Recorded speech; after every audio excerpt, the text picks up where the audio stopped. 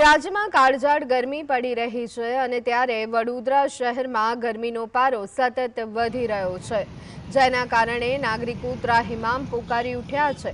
બપોર થતાં જ સૂર્યદેવનો આકરું પ્રકોપ જોવા મળી રહ્યો છે અને તાપમાન 40 ડિગ્રીને પાર પહોંચી ગયું છે। કાળઝાળ ગરમીને પગલે આમ જનજીવન અને ટ્રાફિક પર માઠી અસર પડી રહી છે।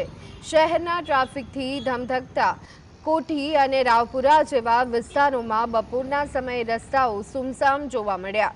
વાહન ચાલકો ગરમીથી બચવા માટે મંકી કેપ, હેલ્મેટ અને કેપનો સહારો લેવા મજબૂર બન્યા।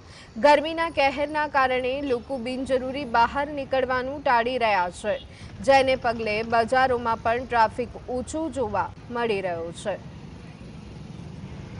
ગરમીનો પારો ધીમે ધીમે ઉપર જઈ રહ્યો છે, તેની અસરો સીધી જ વડોદરામાં જોવા મળી રહી છે। આ જે પ્રકારનું આપ દ્રશ્ય જોઈ શકો છો કે જ્યાં એક સમય આ કોઠી 4 રસ્તા જ્યાં ટ્રાફિકથી ધમધમતો એરિયા કહેવાતો હતો, ત્યાં બપોર પડતા જ ટ્રાફિકની ચોક્કસ અવર જવર પર પણ અસરો દેખાઈ રહી છે। આ જે પ્રકારે ગરમી હવે ધીમે ધીમે વધી રહી છે, એને કારણે હવે લોકોનું જે જનજીવન છે એને પણ સીધી અસરો પડી રહી છે। એટલે ચોક્કસ આ જે પ્રમાણે જે ગરમીનો સ્ત્રોત વધી રહ્યો છે, એટલે ગરમીથી બચવા માટેના લોકો ઉપાય તો જરૂર કરી રહ્યા છે, પરંતુ ગરમી વડોદરાના નાગરિકોને ત્રાહિમામ પોકારાઈ રહી છે।